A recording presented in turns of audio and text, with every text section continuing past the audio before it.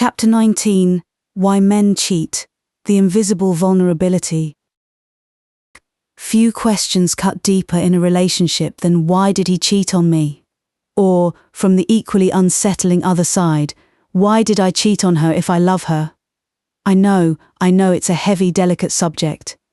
Infidelity is often shrouded in shame, anger, and confusion. Maybe you've felt it firsthand, as the hurt partner, or even as the one who betrayed, and you know the answers are never simple. Let's talk openly, like friends, about this painful paradox. Men who betray the very partners they still love. Why does it happen? Let's put the clichés aside. Men are pigs, or they all do it, and really try to understand what's going on in their minds and hearts. You may be surprised by what we'll uncover. Get ready. We'll talk psychology, biology, even a bit of philosophy, but in our usual plain, warm language. From a psychological perspective, male infidelity rarely stems from a lack of love for a partner. More often, it's about inner voids and unresolved conflicts within the man himself. Contrary to appearances, it's often not that she wasn't enough or did something wrong. The issue lies with him, in his unseen shadows. One factor is emotional immaturity. Some men simply haven't developed the maturity to grasp the devastating consequences of cheating. They live in the moment, swept up by passion or temptation without considering the long-term fallout. They tell themselves things like, what she doesn't know won't hurt her, or it was just a fling, nothing serious. They don't anticipate the broken trust, the profound pain they will cause. It's like walking a tightrope with eyes closed, unaware of the chasm below. This lack of perspective, call it naivety or adolescent self-centeredness, can lure them into temptation under the illusion that they're in control or that no one will ever find out. Of course, when reality hits, it's too late. Only then do they realize the harm they've done. But in the moment of decision, immaturity whispers that everything will be fine and they'll slip through untouched. Go a layer deeper and you'll find an unseen monster: insecurity. It may sound odd because many unfaithful men project confidence and swagger, but behind the bravado, there's often a scared boy who doesn't feel good enough. When a man doesn't feel attractive, valuable, or worthy of love, he'll seek validation wherever he can get it. An affair becomes a quick hit of self-esteem. Being desired by another woman offers, however briefly, the illusion that he has value, that he's still got it. Picture his ego as a balloon deflated by doubt. Another woman's attention pumps it back up, if only for a moment. A man who feels older, ordinary, or unappreciated at home can be highly vulnerable to compliments and admiring looks from a stranger. He's parched for recognition, and the affair offers a few drops of water. That satisfaction is short-lived, of course, and leaves him even thirstier, hence the tendency some have to repeat the behavior. But in that moment, insecurity dictates, you need to feel wanted. Here's where you can get what you're missing. Ironic, isn't it? Instead of finding worth within himself or in his committed relationship, he chases its reflection in someone else's eyes. Another major factor is poor communication skills and fear of emotional vulnerability. Many men, unfortunately still, were raised to believe that expressing feelings or problems is weakness, so when frustrations build in the relationship, when they feel misunderstood, rejected, or dissatisfied, they stay silent. Don't rock the boat. Don't look weak. Maybe things at home are rough, frequent arguments, stress with kids or work, dwindling passion. What does he do? Instead of having an honest conversation with his partner, which would mean laying his heart on the table and admitting, I'm hurting, this is hard, let's find a way through, he chooses the seemingly easier path. He looks for solace elsewhere. Paradoxically, some men cheat in an attempt to save their relationship in their own minds. It sounds absurd, but think about it. He doesn't want to leave his wife or girlfriend. He doesn't want a divorce. He also doesn't know how to fix what's broken. Feeling neglected or criticized at home, he concludes that if he finds a bit of happiness somewhere else, he'll be able to cope and stay in the marriage without upsetting things. It's distorted logic, a toxic compromise made in silence. Instead of sitting at the table of truth with his partner, he chooses to wear two masks: devoted family man at home, blissful lover in secret. Of course, that's a ticking time bomb, and ultimately an act of cowardice. Yet, if we look with empathy, we see a man who doesn't know how else to handle conflict or dissatisfaction. He communicates through infidelity because he doesn't know or doesn't dare to communicate with words. This ties directly to the fear of showing vulnerability. Someone has to say it, so I will. Many men don't know how to ask for help, how to say I'm sad, I feel lonely, I'm afraid I'm no longer enough for you. These are things they should be saying at least to their partner, if not to themselves, but they can't bring the words out. Why? Because society has taught them that men must be tough as stone, unshakable, pillars of strength, never doubtful or afraid. This pressure to be the invincible male wreaks havoc inside. When a man feels vulnerable, afraid he's no longer attractive, not earning enough, or about to be left, he hides that vulnerability even from the person he loves. He buries it deep and puts on the mask, I'm fine, I'm strong. But hidden emotions don't vanish, they simmer, and sometimes they erupt in destructive ways. Infidelity can be exactly such an indirect cry of vulnerability. Instead of saying, I'm scared of losing you, or I feel like you don't want me anymore, he plunges into someone else's arms, perhaps to convince himself, see, I'm still desired, so there's nothing wrong with me. It's sad and counterproductive because betrayal solves nothing, if anything. It deepens his insecurity and destroys the very relationship where real comfort might be found. But in the mind of a man who isn't aware of his fears, cheating looks like an escape, a temporary anesthetic for a quiet, inner pain. Don't think, however, that every man who cheats is a tormented soul who's 100% innocent. There are cases where the driving force is blunt selfishness or entitlement. Some men, often those with outsized egos or narcissistic traits, feel the rules simply don't apply to them. If they want an affair, they'll have one, period, with few regrets. They'll prioritize momentary pleasure over their word, over promises, over empathy for their partner. This behavior reveals a lack of integrity and an inability to love altruistically. For these men, infidelity is almost an acceptable lifestyle. They always find excuses. That's what being a man is, having multiple women, or if the opportunity's there, why not? Life is short. There isn't much to defend here. These are characters who still need to learn what respect and responsibility in a relationship actually mean. Even so, behind this selfishness there can sometimes be hidden insecurities. A notorious narcissist who constantly seeks conquests often masks a massive need for validation beneath the arrogance. I'm not saying this to excuse them, but to note that arrogance is frequently a mask over vulnerability, paradoxical but true. Of course, there are people who are simply toxic or incapable of empathy, and building something solid with them is difficult, but most men who cheat don't fall into that extreme category. They're more often found in the shades of grey we discussed earlier. Another important factor is mismatched expectations and confusion about love. Let's be honest, many of us, not just men, enter romantic life with unrealistic dreams and ideals. He may have imagined that once he marries or settles down with the woman he loves, he'll live happily ever after in a state of permanent bliss. No big arguments, no boredom, with passionate sex like day one and breakfast in bed every weekend. The reality of a long-term relationship is, of course, different. Responsibilities arise, bills need paying. There are tired days and evenings when passion takes a back seat to changing the sheets or doing the dishes. If a man doesn't understand or refuses to accept that love evolves and that the blazing flame of the beginning naturally settles into a steady warmth, then when routine inevitably sets in, he'll think, love has died. What does he do? He longs for that initial feeling, the thrill of newness he once had.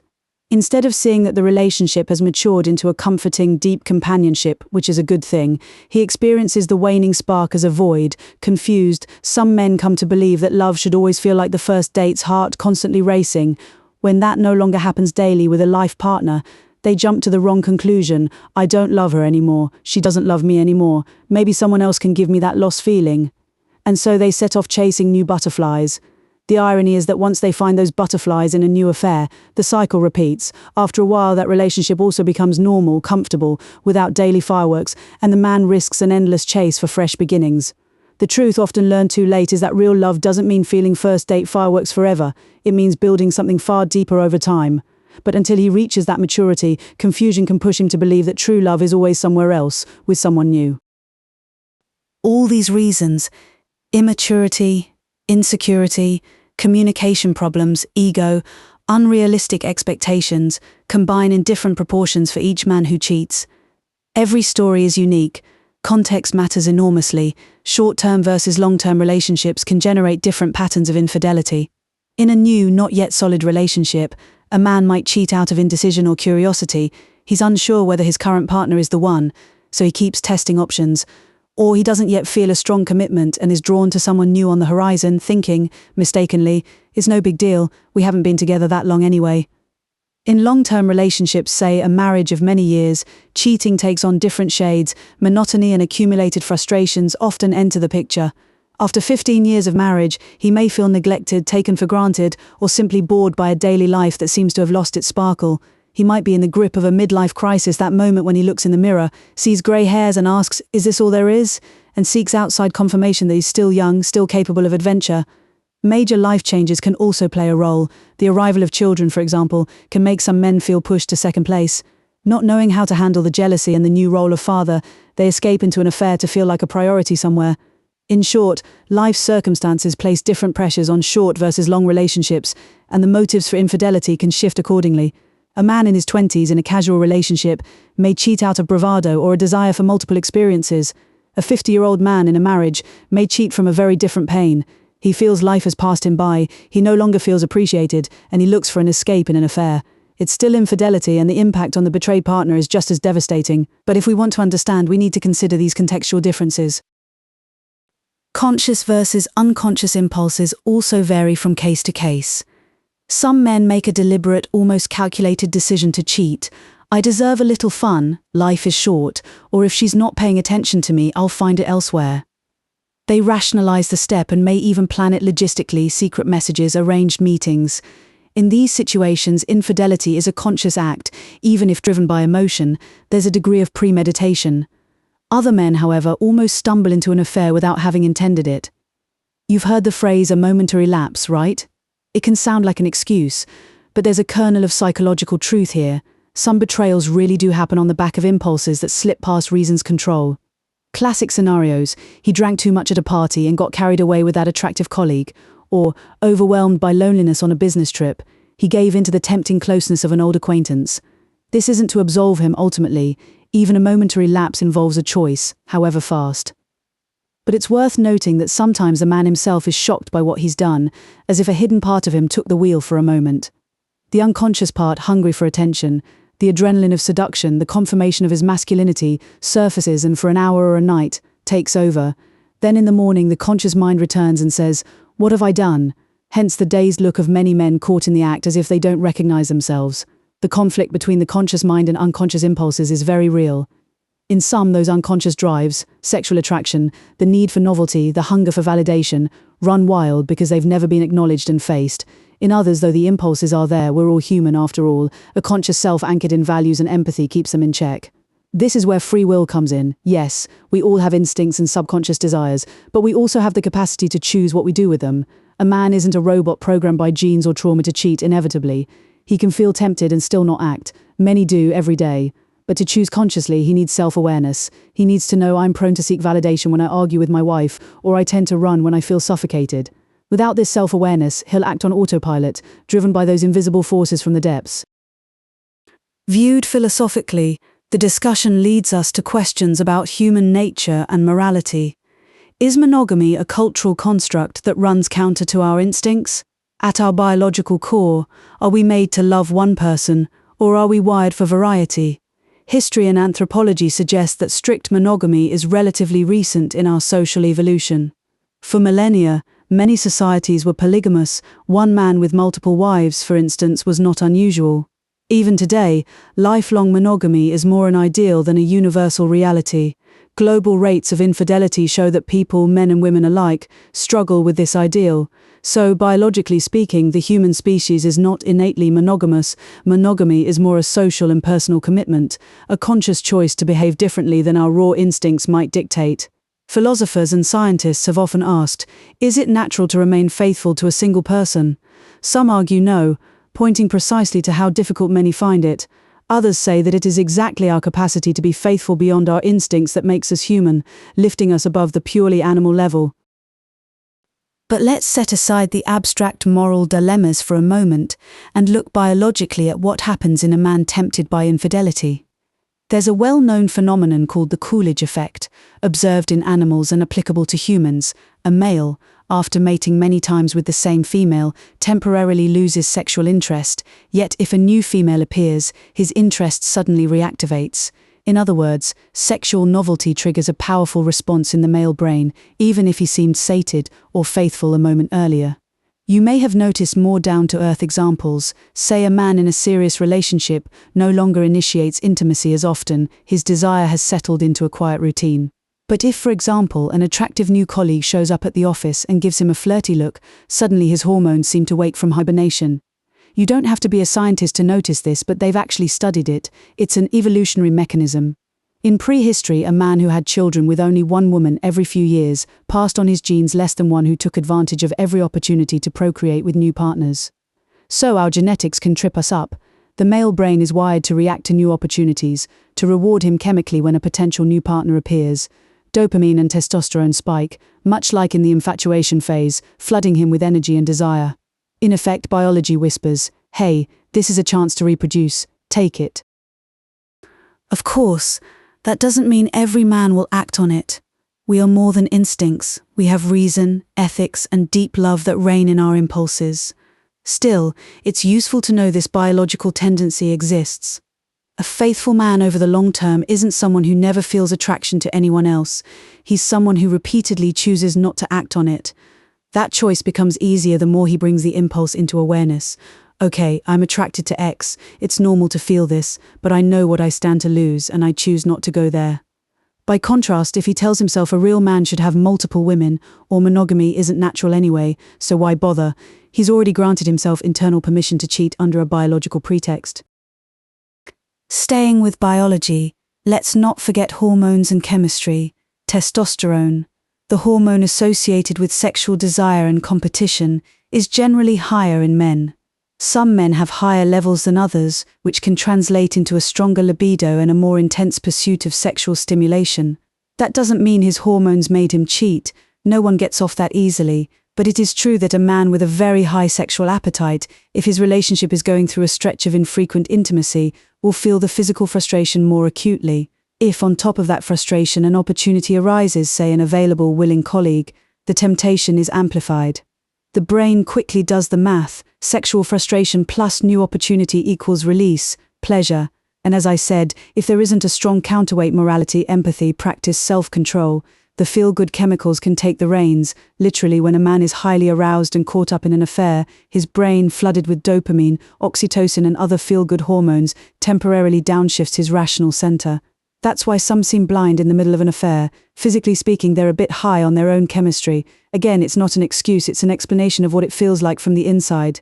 Women, of course, have their own hormones and chemistry at play, but studies show that men sometimes have a stronger response to purely physical sexual novelty without emotional attachment.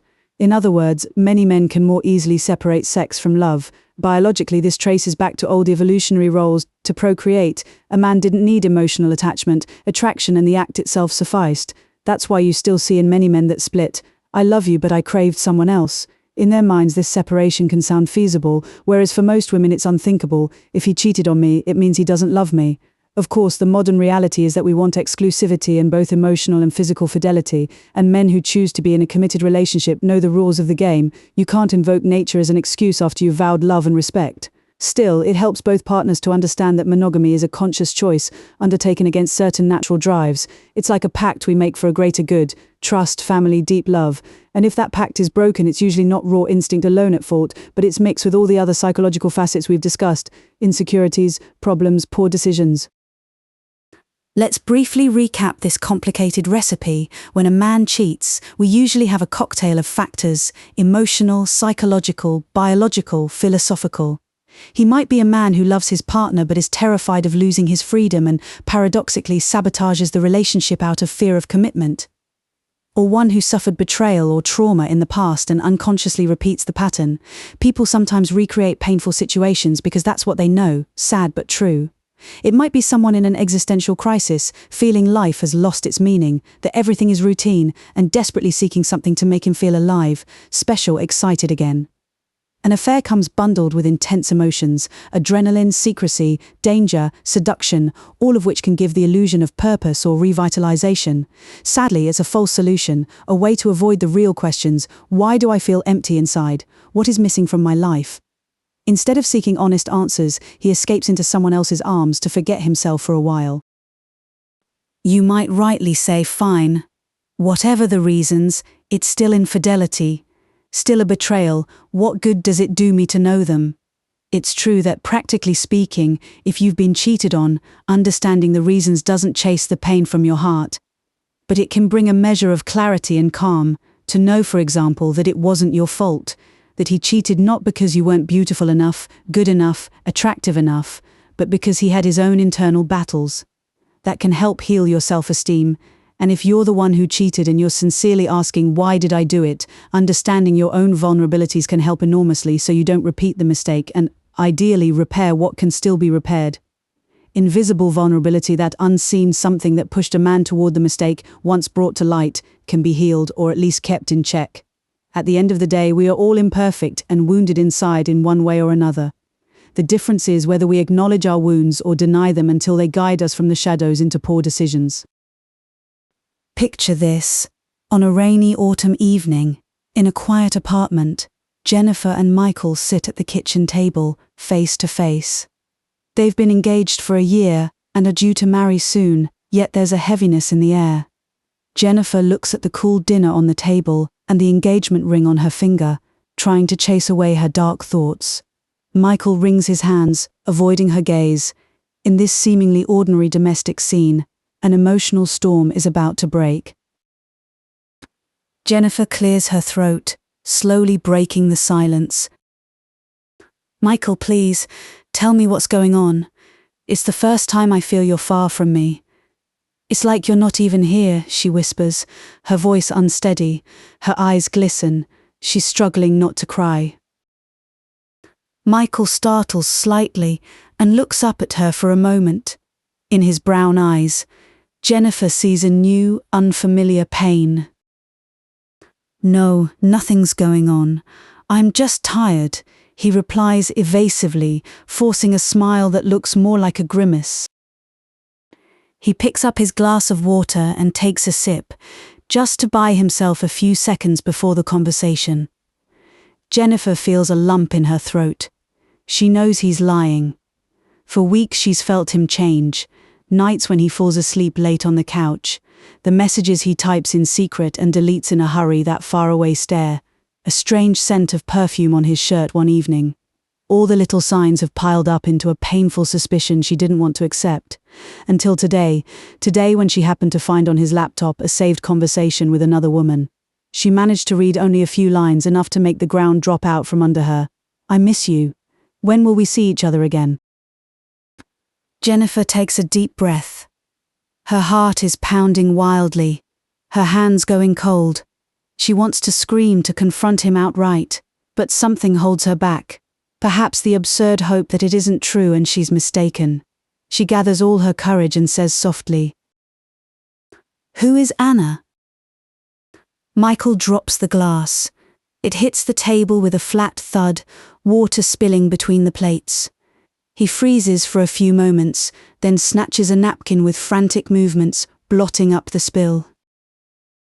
What are you talking about?" he asks, but his voice betrays him. He's spoken too quickly, unable to hide the panic and guilt. A prickle climbs Jennifer's spine. She knows. Now she knows for sure. Anna exists, whoever she is. She brings a hand to her mouth to muffle a sob. Tears flood her vision, but she balls her fists under the table, trying to stay calm. "I saw you writing to her. I saw the messages, Michael," she whispers through tears that are starting to fall. There's no point pretending anymore. Michael goes still. He stares down at his hands. Silence presses between them, broken only by the patter of rain at the window. At last, Michael slowly drags his palms over his face, as if waking from a nightmare, and murmurs, "I'm sorry." Jennifer squeezes her eyes shut at those words. 2 salty tears slide down her cheeks. She would have preferred a furious denial, a stupid excuse, anything, but not that "I'm sorry" spoken in a broken voice. That is a confession. "Tell me, please, at least tell me the truth," she murmurs, barely audible. Her voice trembles like a frightened child's. "Was it just messages? Did you meet her?" She can't say the word. She's afraid to say, "Did you sleep with her?" as if speaking the phrase would make it even more real. Michael lifts his gaze to his fiancée. When he sees the tears streaming down her cheeks and her small shoulders shaking, something inside him cracks. His own eyes fill with tears he'd been holding back. He knows he has hurt the most beloved person in his life, and with her, has wounded himself in the deepest way possible. It was, he begins, but his voice breaks. He bites his lip, tries again. It was only once. We met a month ago. Feeling Jennifer shudder with sobs in front of him, Michael rises abruptly from his chair, goes around the table, and drops to his knees beside her. He gathers her cold hands into his. "Forgive me, please, forgive me. It was a terrible mistake," he says between sobs, his face streaming with tears he can no longer hold back. For the first time, Jennifer sees him cry. Her heart tightens painfully. She is furious, hurt, but seeing him so vulnerable, she also feels an immense sadness for both of them. Jennifer slowly withdraws her hands from his and looks at him through a veil of tears. "Why, Michael?" she asks simply. Her question carries a mix of pain, bewilderment, and a kind of ravaged tenderness. She can't even raise her voice. In that moment, all she wants is to understand. Her green eyes search his for an honest answer. Michael feels like he's choking. How can he explain why? He doesn't fully know himself. He drops his gaze to the floor, ashamed and crushed by guilt. Minutes pass in a silence disturbed only by their heavy breathing. At last, Michael musters the courage to look at her again. On Jennifer's face, tears run silently, and seeing so much pain where once there was only warmth twists the knife in his heart. "I'm ashamed to tell you," he says quietly, "but you deserve the truth." He wipes his cheek with the back of his hand and continues, his voice choked. "I felt lost, overwhelmed. It's not your fault. Listen to me," he adds quickly, seeing Jennifer shake her head, pressed by an unspoken, "How could it not be my fault?" His fingers tremble on her hand. "After I was laid off from the company, I felt like I wasn't worth anything."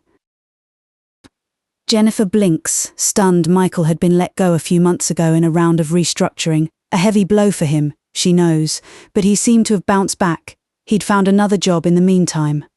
She hadn't realized how deeply it had affected him. "I felt like I couldn't give you what you deserve, like I was a loser, and I didn't tell you that," he continues, his voice bitter. "I didn't want to look weak or worry you. I watched you take care of everything, how you were there for me, and inside I was empty. I felt small and useless." Jennifer brings a hand to her lips, overtaken by another wave of tears. She hadn't known. He hadn't shown it. He always said he was okay, and she, believing him, hadn't pressed, not wanting to bruise his pride. "When I met Anna, it was at a job fair. I was looking for work." Michael goes on, squeezing his eyes shut at the memory. "We kept talking after that. She listened to me and she admired me. She looked at me like I was someone important. Just like you used to look at me, Jennifer, before I blew it." His voice breaks again. Jennifer feels a stab. Had she been wrong to criticize him at times lately, or to be stressed with the wedding preparations? Maybe she hadn't known how to show him enough appreciation during that turbulent stretch. Michael rakes a hand through his hair, desperate. It was stupid, a few days of madness. I was drunk on the attention I was getting. It made me forget all the stress and my fears. But I never forgot you for a moment," he rushes to add.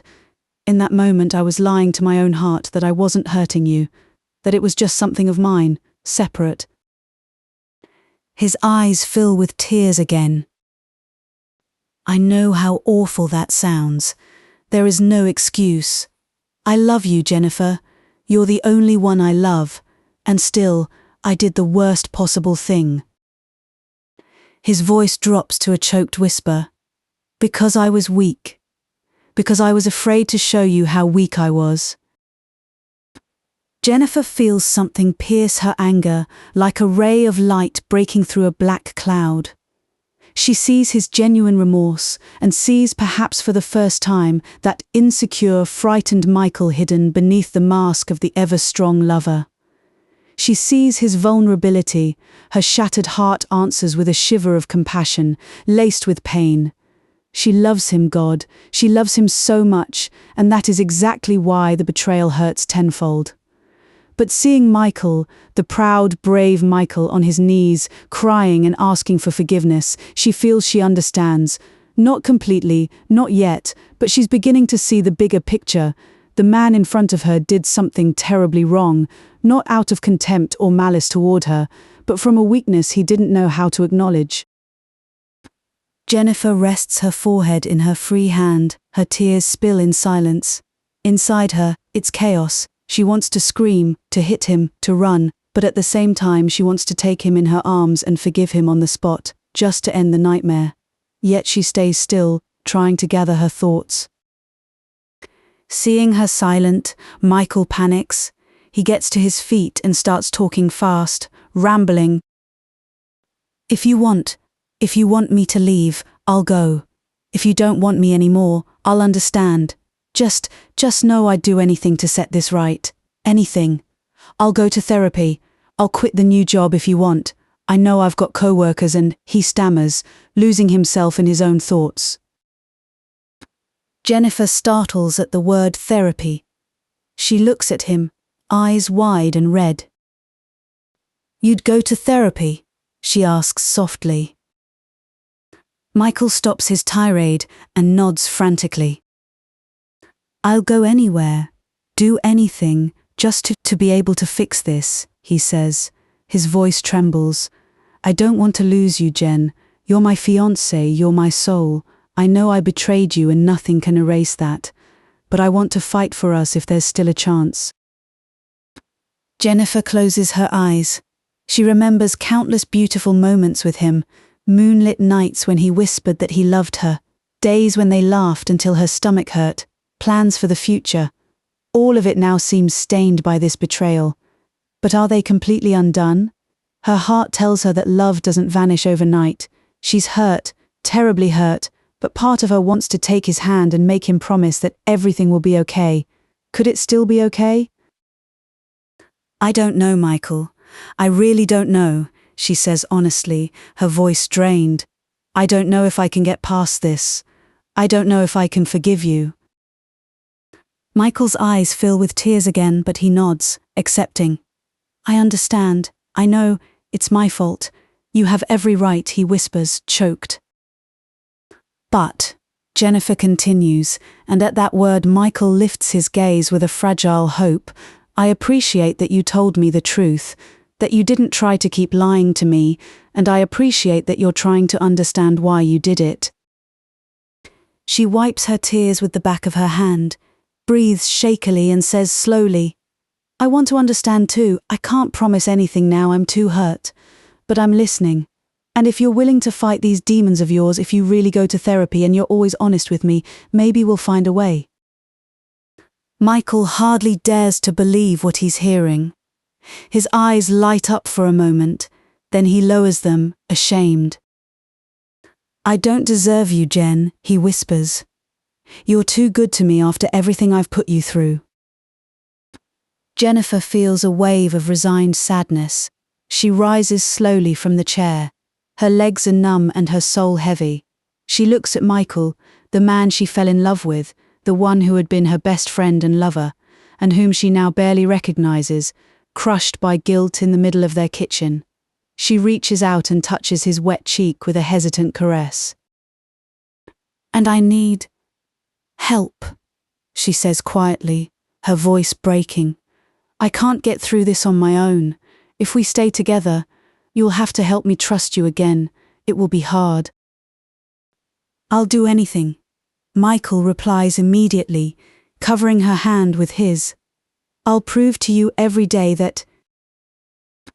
Jennifer shakes her head and, for the first time that evening, a flicker of a sad smile touches the corner of her mouth. Michael, We both have to prove ourselves, me, that I can try to forgive you. You, that you can be honest with me, she adds firmly. No secrets, no masks.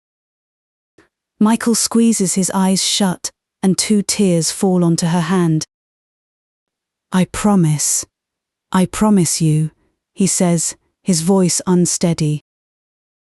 She nods slightly, withdrawing her hand. I know, but don't promise me.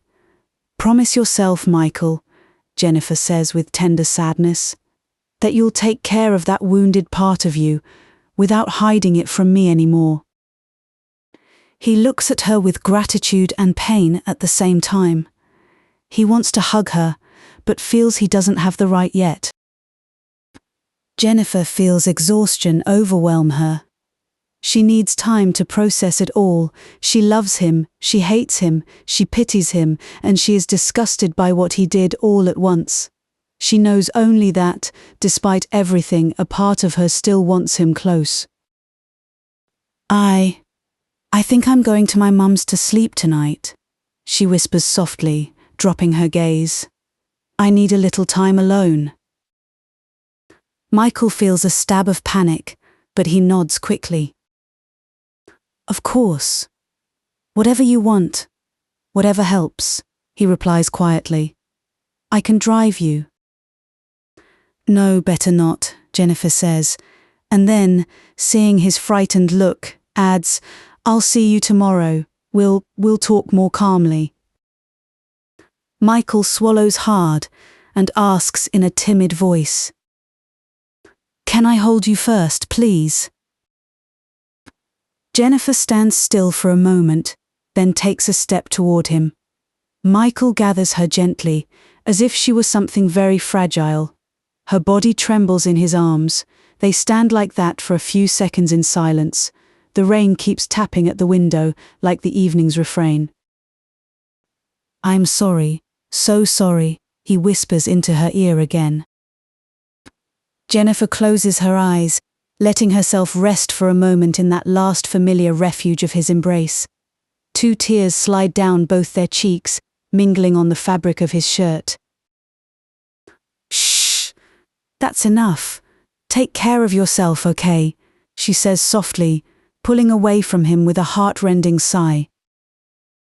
She grabs her purse, pulls her coat over her slender shoulders, and heads for the door. Michael stands frozen, staring at the floor. At the threshold, Jennifer turns back for a second, hand on the doorknob. Their eyes meet.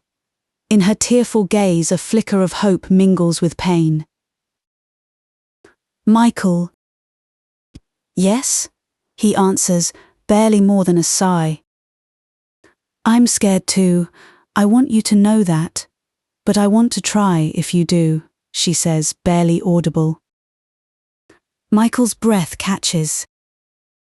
I do, Jen. With all my heart, he replies.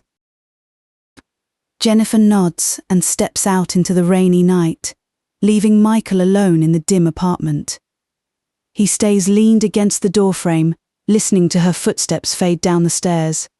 He knows a long fight lies ahead, but for the first time in months, he also feels relief. Instead of running, he opened his heart to her. And although the consequences will hurt, the truth is now out in the open between them, no longer hidden.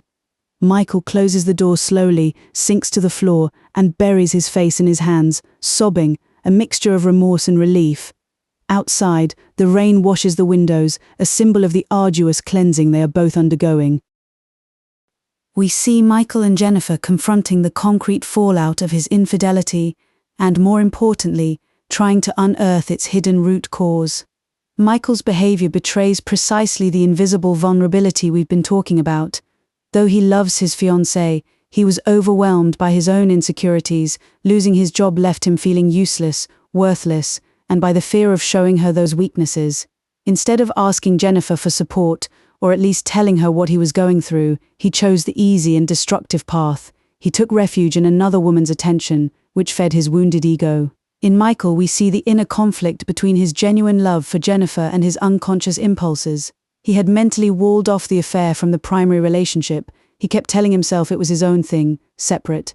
Reflecting that mechanism of compartmentalization, he tried to run two parallel lives to avoid facing the real problems. We also see the immense shame and guilt that overwhelm him once the secret comes to light, a clear sign that infidelity itself was not the aim. He didn't do it out of contempt for Jennifer, but a symptom of his inner pain. When he says, "I was weak. I was afraid to show you how weak I was," Michael finally recognizes and gives words to the essential truth. He cheated because he didn't know how to be vulnerable with the woman he loves. This is at its core the invisible vulnerability that gives this chapter its title. Jennifer's behavior in the story, in turn, illustrates the emotional complexity of the betrayed partner. At first, she acutely feels the pain, shock, and anger, entirely normal responses to infidelity. Even so, the way she tries to truly hear Michael and her willingness to understand the reasons reveal deep emotional maturity and love. In reality, many people respond either by dismissing any explanation, "I don't care why, you were wrong, end of story," or by overblaming themselves, "It's because of me, I wasn't enough." Jennifer here represents the difficult balance. Devastated as she is, she wants to know the truth behind the act. We see how, hearing Michael's confessions, Jennifer manages to look beyond the act itself. She sees the man she loves, wounded in his own way. Of course, that doesn't erase her pain, nor would it be realistic. Still, we see her empathy awaken when Michael exposes his vulnerability. When he cries and admits he felt worthless, something in Jennifer softens. She understands that the infidelity wasn't about her, or any deficiency of hers, but about his deep insecurity. The story thus underscores how essential honest communication is. Only when Michael reveals his true feelings, fear, shame, the loss of self-esteem, can a bridge toward possible forgiveness be built. Had he continued to deny or hide, Jennifer would likely have been left with nothing but anger and would have walked away for good. The situation of these two characters also illustrates the difference between impulse and conscious choice. Michael did not set out to betray his fiancée. He slid there gradually, against the backdrop of his unaddressed emotional weak spots. When Anna appeared and offered him admiration, his unconscious was so starved for it that he gave in. Only afterward did his conscious self, his love and his principles wake up and flood him with guilt. As we've discussed, this kind of scenario is quite common. The moment of weakness comes at the intersection of a tempting opportunity and vulnerable psychological terrain. The story makes it clear that this does not excuse the act. The painful consequences are real, Jennifer's tears are real, but we also see how important it is that, once the mistake has been made, there is ownership and a search for the real causes. Michael takes the hard step of no longer blaming circumstances or someone else, and instead admits, "The problem was in me, I was afraid, I was weak." That acknowledgement is crucial both for his eventual rehabilitation as a faithful partner and for the healing of the relationship. In turn, Jennifer shows that she too is willing to try to repair things while insisting on essential conditions: truth, transparency, and mutual vulnerability. In essence, the two conclude that only by bringing into the light everything that was invisible, fears, needs, regrets, can they hope for reconciliation. In conclusion, this chapter leads us to a central idea that is both reassuring and challenging. Men's infidelity, however devastating, often springs from hidden emotional vulnerability, not from a lack of love for their partner. That does not mean it's okay or should be brushed aside. It means there is a chance to understand and heal the inner void that led to the mistake. Men do not always cheat anyway. It is not an inexorable fact of male nature. They cheat when something is missing or hurting in their inner world, and they don't know how to ask for help or cope in any other way. Of course, not every couple manages to mend what has been broken. Sometimes betrayal carves an unbridgeable chasm. Yet there are also situations in which infidelity becomes a turning point. It hurts terribly, but it forces both partners to be honest, to grow and to heal.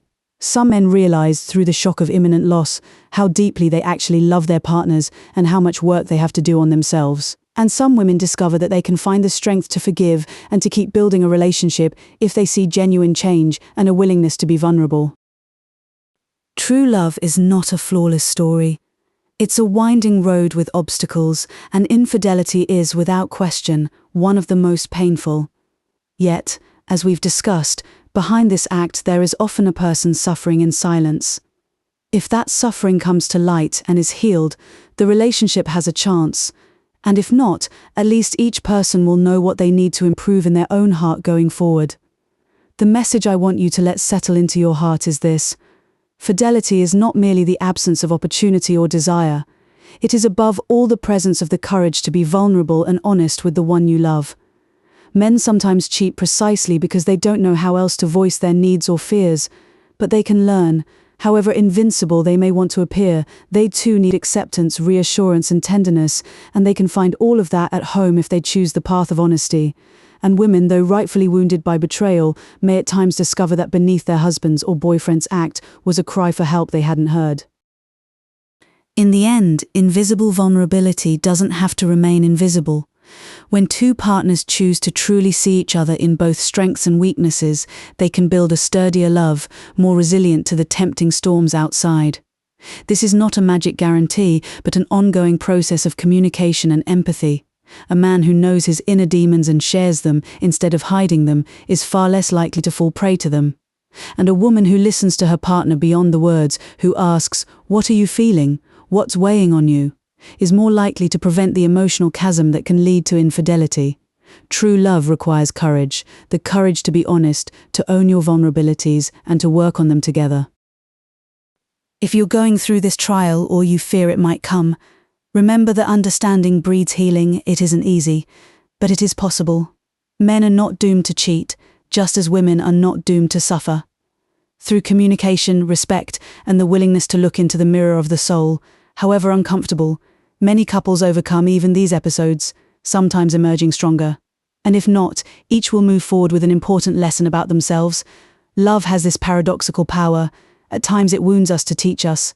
It brings us face to face with our shadows and then, if we are willing, leads us toward the light. Vulnerability, however frightening, is the bridge to real intimacy. Let's stop sweeping it under the rug. By making it visible, we take away its power to control us from the shadows. And so by choosing honesty and empathy, we can transform even the deepest wound into an opportunity for growth and the rebirth of love.